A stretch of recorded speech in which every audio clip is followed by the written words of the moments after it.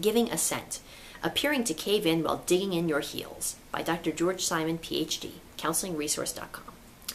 This okay tactic is the disturbed character's attempt to get you off their back by insinuating that they understand what you are asking and are willing to accede to it, while they actually have no intention of changing their stance. We've been discussing a variety of tactics that persons with disturbed character use to manipulate others. These tactics are behaviors that prevent the disturbed character from internalizing the pro-social values and standards of conduct that would enable them to become a better person. One of the more difficult to detect tactics is giving assent.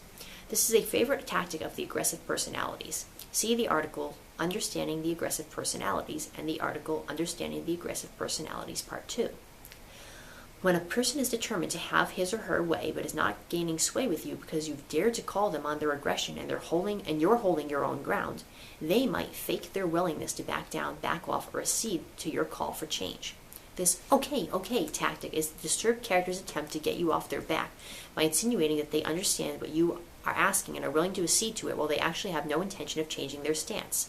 The eminent researcher Stanton Salmonell pointed out that assenting or false concessioning is a shrewd way to appear cooperative without really meaning it.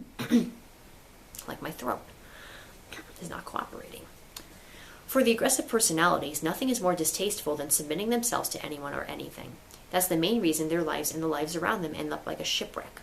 Caving in is so distasteful that the best they will usually muster is a half-hearted or purely superficial assent to what is being asked of them. Anything more than that is too much like a surrender. It often takes many long months of artful, non-traditional therapy to bring such individuals to the point that they can appreciate that winning in the long run often involves conceding in the short run.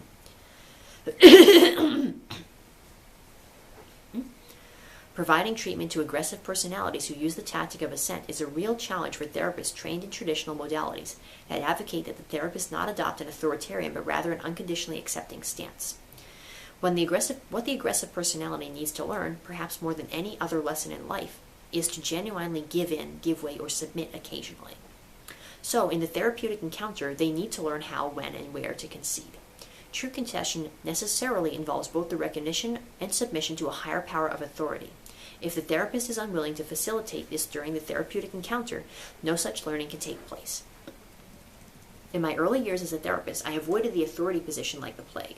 Then, after realizing that my character-disturbed patients would probably never improve, I began to allow myself to model, stand up for, and actively advocate the principles of conduct that I knew my patients had to eventually submit themselves to if they were ever to become responsible people. Once I did so, everything began to change.